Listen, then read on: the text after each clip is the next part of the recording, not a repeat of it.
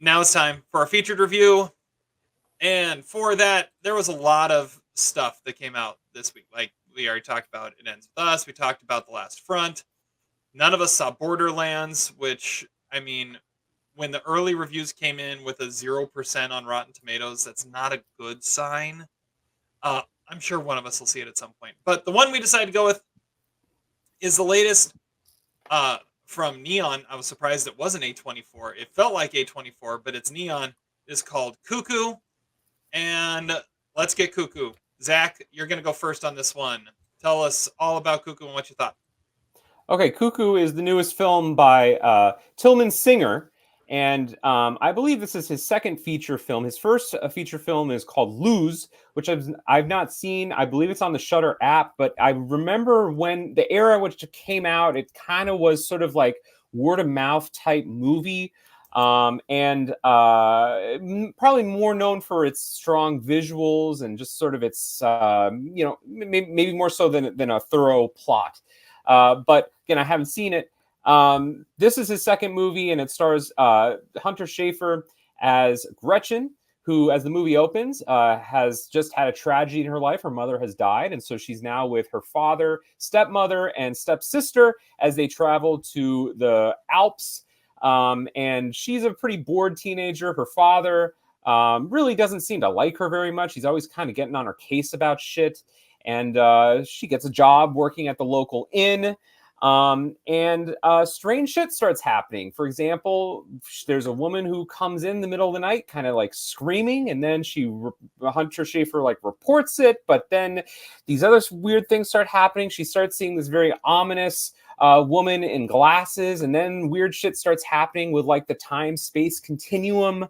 Meanwhile, there's an attempt to escape the Alps that is thwarted in the midst of a car accident. And you have just a lot of shit going down. Basically, Terry mentioned Midsommar. There was a little bit of like Midsommar vibes in this movie about, again, these kind of expatriates who are in this kind of strange territory. And then Hunter Schafer being really the only one to sort of see that something really isn't right. And the person who kind of personifies that for her is played by Dan Stevens. He plays Herr Koenig, and he is this ominous individual who always seems to be kind of in like the wrong place in the wrong time. And it turns out that he is actually a lot more secretive and evil plotting than even she could possibly imagine. This is an interesting movie because you don't exactly know what's happening. There are things in here that you're watching, and it doesn't really make sense at the time you're watching it. And so for the first half of the movie, you're kind of in Hunter Schafer's shoes, and you're kind of like, what the hell is happening? What is this? Who should I really believe in this? Is this real? Sometimes the movie does this interesting thing where it plays the same scene like multiple times, almost like a Spike Lee thing a little bit. There are some weird, ominous close-ups in it.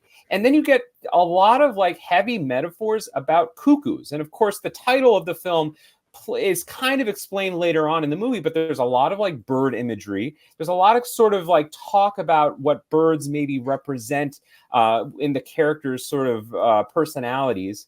So like I said, the first half, you're kind of like the protagonist sort of lost in this mysterious environment. The second half, more is explained, but it doesn't necessarily clarify anything. In fact, it kind of leads you to ask more questions than the movie seems really capable of answering.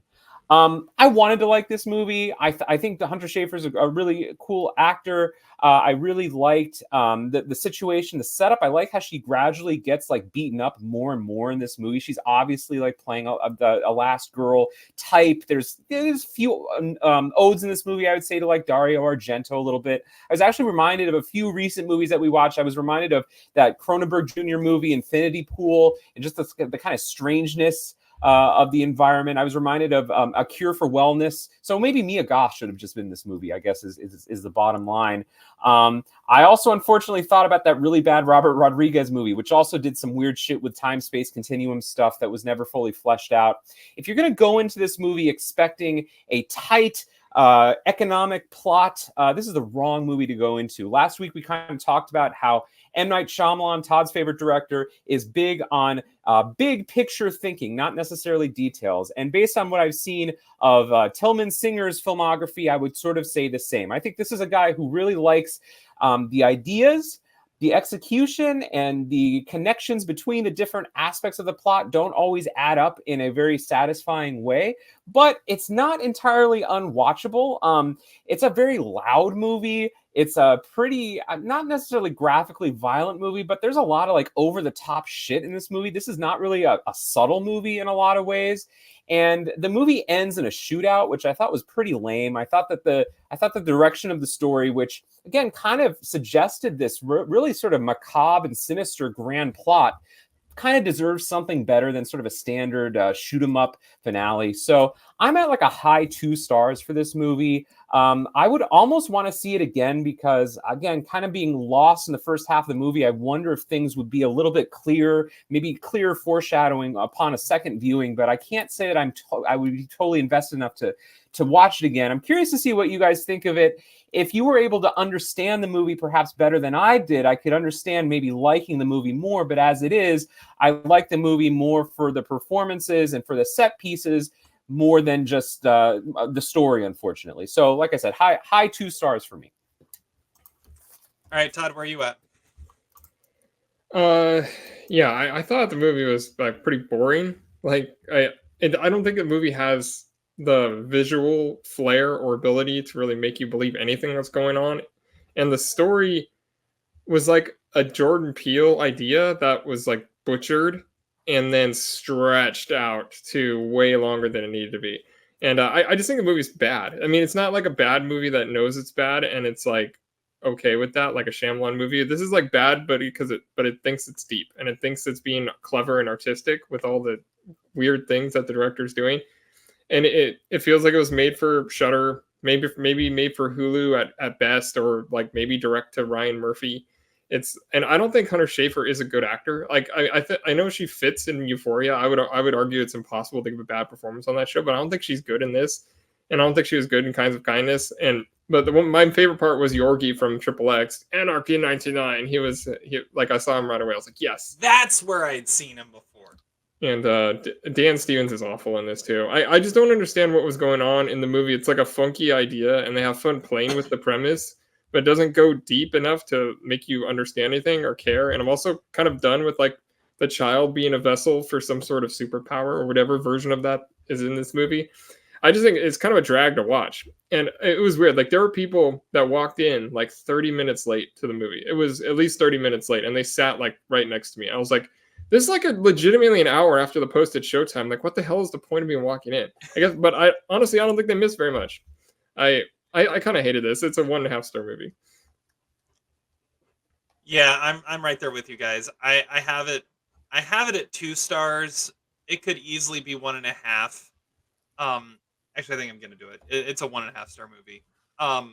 Because the more I think about it, the more this movie's just weird, and it's like there are weird movies like Inland Empire where you just kind of sit back and just kind of experience. But this is not Lynchian at all. Like no, like, but this in this movie it wants you to actually understand what's going on, and it's a movie that starts out not explaining anything, and stuff starts happening. You go, what the hell is going on? And then it explains it, and your response is, wait, what the hell is going on? Because it doesn't really, like, the plot doesn't make sense even after they've explained it, and it's supposed to. That's what I mean. Like, Inland Empire, it's not supposed to make sense. You're just along for the ride. This, it's supposed to make sense, and it still doesn't. And I don't really, like you said, Todd, I don't really care. It doesn't do anything to really make you care. It's just, it was kind of an interesting watch at times, which is kind of why I was leaning towards 2 stars. But I don't know. I think it's an annoying watch. It had its moments. No, I would push back on that. I think it's a talented director. I think the movie looks good. I think it's well acted, and I think it's about something interesting. I just couldn't understand like I think that if you were to describe the plot of this movie, which I looked on Wikipedia after the movie, I'm like, oh, okay, that kind of makes sense. I sort of was seeing how that worked. I liked your comparison, Todd. It is sort of a Jordan Peele premise. There's like a big reveal in it that That's sort of a good call. connects everything, but the movie kind of does a clumsy job of revealing it. That is a great poll.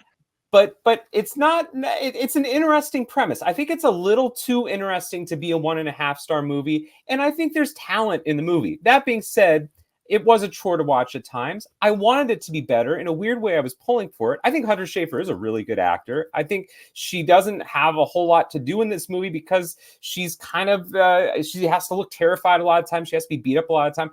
For what it's worth, I kind of like Dan Stevens in this movie. Again, it's kind of a Christoph Waltz over the top role, which I think he's pretty good at. But you're right. I mean, I would prefer this movie over a lame Marvel sequel, is what I would say. This movie is not a franchise movie. It's not a big budget movie. It doesn't have ridiculous CGI in it. I think, given its kind of organic qualities, I think it merits some respect, but it is pretty messy, and I can't say I overly was invested in it. I like how we did it again. Just we changed where the floor and the ceiling are. Where Zach's at a high 2-star, Todd's at a 1.5, and I'm somewhere in between. Like we always do this. It's just we change where the floor and the ceiling are. Well, I think what's interesting is that this movie's getting good reviews, and I don't know how much money it's going to make. I mean, Longlegs and Immaculate made quite a bit of money from Neon. Longlegs, I think, is the highest grossing Neon movie ever now. More than Parasite. This is not looking good. It's in 8th place on Friday. It was in 8th place, which is not right. Good.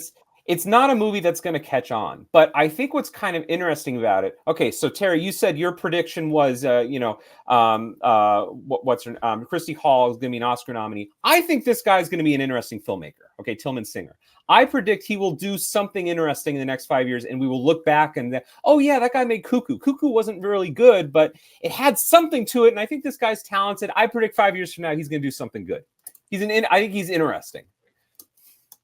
But it's not. But it's not like an Ari Aster or a Robert Eggers, where it's like right. It's distinct. It's a little different. It's unique. Well, no, I don't know quite what it is. No, I mean, it's like with those ones, you could see with their first movie, it's like, okay, like this person obviously has talent, even if you don't like the movie. But like this, I don't see the talent. There are some cool shots in this movie, man. How about the shot in the hospital that went upside down? Some cool bird's eye view shots. I like the shot in the office where all the shelves kind of fall over like dominoes. There's some cool shit in this movie visually. Story, I didn't get. It was annoying. Like all that stuff was annoying to me. I don't know. Yeah, I don't know. There are people who like it more than we do, and kudos to them. God bless them. Maybe they can decipher what the movie is about more so than we can. But I don't know. Did this make more or less sense than Inherent Vice, Terry?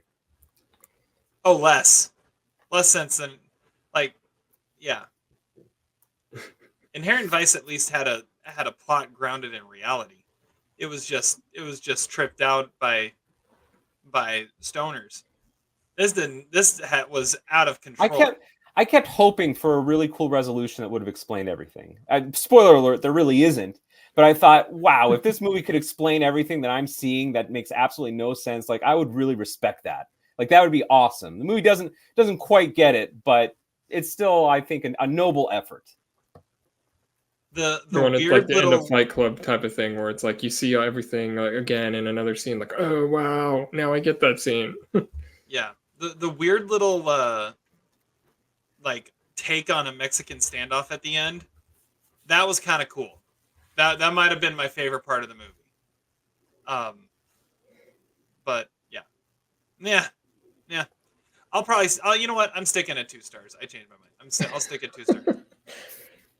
I'm really stand your ground, Terry. I know. Well, I started at 2 stars, so I'm gonna stand my ground there. So 2 stars from Zach, 2 stars from me, one original, 1.5 from Todd. It's ambitious. It's not entirely drivel. I don't think it could quite be 1.5 stars with that much ambition. But I understand being annoyed by it, like Todd was. It is thrice declined. So especially if someone's just going to come in 30 minutes and sit right next to you. Actually, it's kind of similar. That's really weird. I had the experience where I was the only one in the theater. and except two guys walked in and they sat directly next to me. Now, I don't know what you do in that situation because, like, come on, guys. Okay, you can sit somewhere else. I'm gonna stand my ground. Okay, I'm not gonna move. I got these great seats, and they did not like the movie either. They were laughing at it. At a certain point, I was kind of like, okay, this movie's not that great, so who cares? But you know, There's actually a reasonable amount of people that saw it in the theater I was in. So, Well, thrice declined here on Cuckoo. It is in theaters. It sounds like it's of the three movies we reviewed that came out this weekend. It sounds like it's the least of the three. So